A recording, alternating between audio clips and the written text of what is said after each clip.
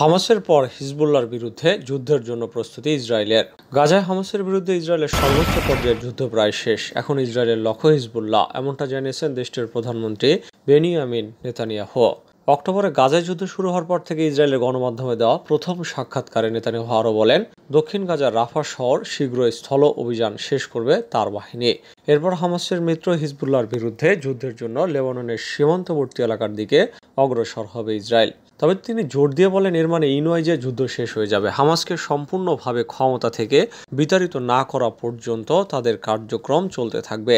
হিজবুল্লাহর প্রসঙ্গে নেতানিয়াহু বলেন, বর্তমানে হিজবুল্লাহর তৎপরতায় মধ্যপ্রাচ্য জুড়ে যুদ্ধ ছড়িয়ে পড়ার শঙ্কা তৈরি হয়েছে। আমরা হিজবুল্লাহর সঙ্গে যুদ্ধের জন্য প্রস্তুত হচ্ছে।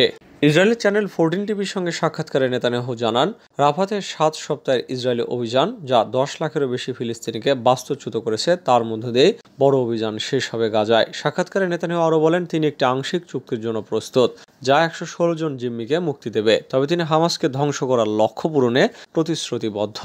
নেতানিয়াহু জানান, লেবানন সীমান্তে তাদের সেনা মোতায়েনের উদ্দেশ্য হবে আত্মরক্ষামূলক। তবে হিজবুল্লাহ রকেট এবং ক্ষেপণাস্ত্র হামলার কারণে বাস্তুচ্যুত হাজার হাজার ইসরায়েলি যাতে দেশে ফিরে আসতে পারে, সেদিকেও নজর থাকবে। একতরফা কোনো সিদ্ধান্ত নেওয়া হয় তাহলে কিন্তু বাংলা জুড়ে আন্দোলন চলবে। তিস্তার পানি ভাগাভাগি সম্ভব নয়, মোদীকে মমতার চিঠি। পশ্চিমবঙ্গের মুখ্যমন্ত্রী মমতা বন্দ্যোপাধ্যায় বলেছেন, তার রাজ্যের অংশগ্রহণ ছাড়া তিস্তা ও গঙ্গার পানি বণ্টন নিয়ে বাংলাদেশের সঙ্গে ভারতের কোনো আলোচনা করা উচিত হবে না। ভারতের প্রধানমন্ত্রী নরেন্দ্র মোদীকে লেখা এক চিঠিতে তিনি এই কথা বলেন। তার অভিযোগ, তাকে না জানিয়েই মোদী সরকার বাংলাদেশকে পানি বিক্রি করতে চাইছে। চিঠিতে মমতা বন্দ্যোপাধ্যায় বলেন, বাংলাদেশের সঙ্গে তিস্তার পানি ভাগাভাগি করা সম্ভব নয়, কারণ পশ্চিমবঙ্গের উত্তর অঞ্চলের মানুষের সেচ এবং খাওয়ার জন্য পানির প্রয়োজন হয়। তিনি আরও বলেন, তিস্তায় পানির প্রবাহ বছরের পর বছর ধরে কমে গেছে। ধারণা করা হচ্ছে, বাংলাদেশের সঙ্গে পানি ভাগাভাগি করা হলে উত্তরবঙ্গের লাখ লাখ মানুষের সেচের পানির অপর্যাপ্ততার কারণে মারাত্মকভাবে ক্ষতিগ্রস্ত হবেন। চিঠিতে মমতা বলেন, তিস্তার পানি বণ্টন এবং ফারাক্কা চুক্তি নিয়ে কোনো আলোচনায় রাজ্য সরকারের সম্পৃক্ততা ছাড়া বাংলাদেশের সঙ্গে করা উচিত নয়। পশ্চিমবঙ্গের জনগণের স্বার্থ সবার আগে, তার সঙ্গে কোনো আপোষ করা উচিত নয়। আমেরিকার মিথ্যাচার, মার্কিন অস্ত্রের চালান নিয়ে 10টি বিমান ইসরায়েলে অবতরণ। আমেরিকা ইসরায়েলের সামরিক সরঞ্জাম সহ অস্ত্রের একটি বড় চালান পাঠানোর কথা জানিয়েছে সংবাদ মাধ্যমগুলো। আল মায়াদিন নেটওয়ার্ক ইহুদিবাদী ইসরায়েলের মিডিয়ার উদ্ধৃতি দিয়ে জানিয়েছে, আমেরিকার 10টি পরিবহন বিমান প্রচুর অস্ত্রশস্ত্র নিয়ে ইসরায়েলে অবতরণ করেছে। Pars Today Israeli TV channel 12-এর বরাতে আরও জানিয়েছে, অস্ত্রের চালান পাঠানোর মধ্য দিয়ে মার্কিন প্রেসিডেন্ট জো বাইডেন সরকার ইসরায়েলকে একটি বার্তা দিতে চেয়েছে। বার্তাটি হলো, ইহুদিবাদী ইসরায়েলের প্রতি তার সরকারের পূর্ণ সমর্থনের ক্ষেত্রে কোনো পরিবর্তন আসবে না। ইসরায়েলকে নতুন অস্ত্র সহায়তা এমন এক সময় দেওয়া হলো যখন কোনো মার্কিন সূত্র দাবি করেছিল যে সাম্প্রতিক মাসগুলোতে ইসরায়েলকে দেওয়া ওয়াশিংটনের অস্ত্রের চালান শতকরা 50% কমেছে। ক্রিমিয়ায় হামলা, ইউক্রেন ওয়াশিংটনকে পরিণাম ভোগের হুঁশিয়ারি রাশিয়ার ক্রিমিয়ায় 4 জন নিহতের ঘটনায় ইউক্রেনের মিসাইল হামলাকে দায়ী ঘোষণা করা হচ্ছে। রবিবার হামলার পর ক্রেমলিন একটি সতর্কীকরণ জারি করেছে, যেখানে বলা হয়েছে যুক্তরাষ্ট্রকে এর পরিণাম ভোগ করতে হবে। এছাড়া মস্কোতে নিযুক্ত মার্কিন রাষ্ট্রদূতকে তলব করা হয়েছে। ক্রিমিয়ার সবচেয়ে বড় শহর সেভাস্তোপোলে ইউক্রেন রবিবার মিসাইল হামলা চালিয়েছে। হামলায় অন্তত 4 জন নিহত হয়েছে, যার মধ্যে 2 জন কম বয়সী ছিলেন। এই হামলাকে বর্বর বর্ণনা করে ক্রেমলিনের মুখপাত্র দিমিত্রি পেসকভ সোমবার সাংবাদিকদের বলেছেন, ওয়াশিংটন রাশিয়ার শিশুদের হত্যা করছে। দিমিত্রি পেসকভ আরও বলেন, যুক্তরাষ্ট্রের প্রত্যক্ষ অংশগ্রহণের ফলে রাশিয়ায় বেসামরিক নাগরিকদের প্রাণ দিতে হচ্ছে। ওয়াশিংটনকে অবশ্যই এর পরিণাম ভোগ করতে হবে।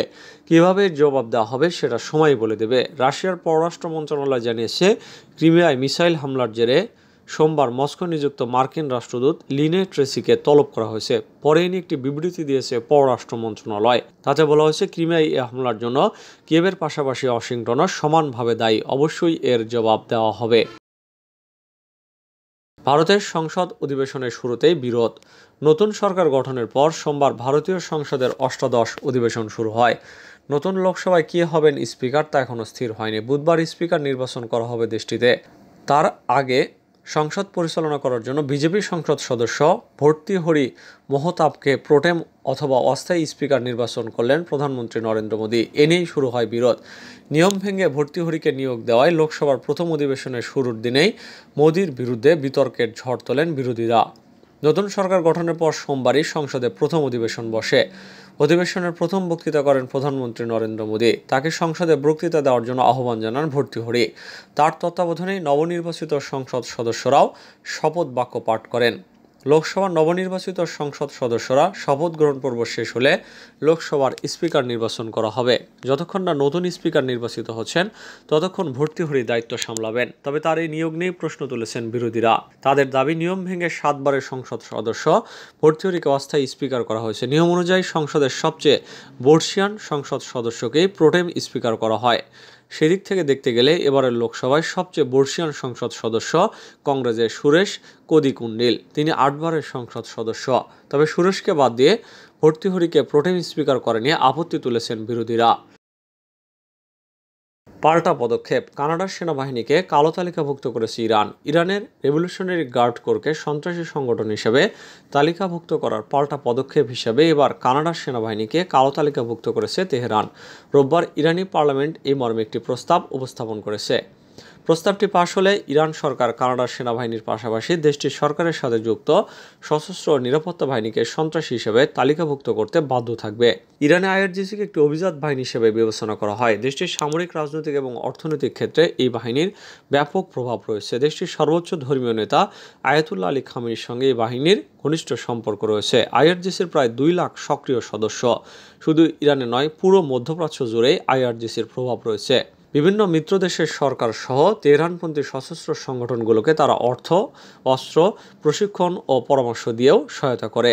কুদস ফোর্স নামে আইআরজিসির একটি শাখা রয়েছে। এই শাখার মাধ্যমে দেশের বাইরে অভিযান সহ তৎপরতা চালায় ইরান। কুদস ফোর্সকে আগেই সন্ত্রাসী সংগঠন হিসাবে তালিকাভুক্ত করেছে কানাডা। বেশ কয়েক বছর ধরে কানাডার বিরোধী আইন প্রণেতা ও প্রবাসী ইরানিদের দাবির মুখে এমন পদক্ষেপ নেয় দেশটি। গত সপ্তাহে অভিজাত ইসলামিক রেভলিউশনারি গার্ড কোর বা এআরজিসিকে সন্ত্রাসী সংগঠন হিসেবে তালিকাভুক্ত করে দেশটি। গত বুধবার কানাডার জননিরাপত্তা বিষয়ক মন্ত্রী ডোমিনিক লেবাঙ্ক এই ঘোষণা দেন। লেবাঙ্কের এই পদক্ষেপকে বিশ্বজুড়ে সন্ত্রাসবাদের বিরুদ্ধে লড়াইয়ের একটি তাৎপর্যপূর্ণ হাতিয়ার বলে বর্ণনা করা হয়। এই পদক্ষেপের ফলে আইআরজিসির কর্মকর্তা সহ ইরান সরকারের হাজারো সিনিয়র কর্মকর্তা কানাডায় প্রবেশ করতে পারবেন না।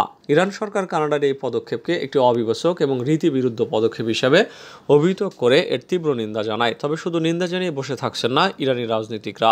কানাডার বিরুদ্ধে পাল্টা পদক্ষেপের পথে হাঁটছেন তারা। যুক্তরাষ্ট্র হিজবুল্লাহর সাথে যুদ্ধে ইসরায়েলকে সাহায্য নাও করতে পারে।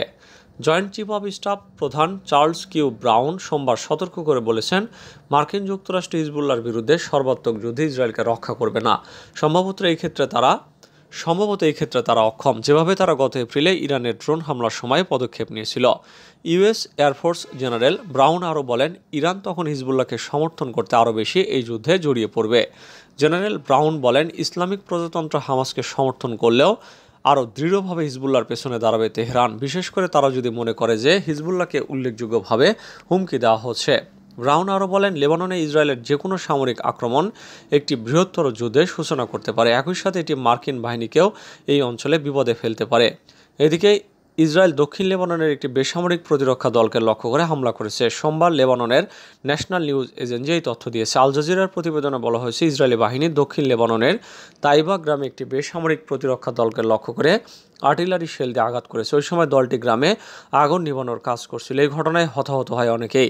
তার মধ্যে একজনকে হাসপাতালে ভর্তি করার আগেই বুকে ছুরি দিয়ে আহত করা হয়েছিল। সূত্রটি আরও জানিয়েছে, হামাসের অভূতপূর্ব হামলার পরিপ্রেক্ষিতে গাজায় যুদ্ধ শুরু হয়। এরপর থেকেই ইসরায়েল ও হিজবুল্লাহ প্রায় প্রতিদিনই গুলি বিনিময় করেছে।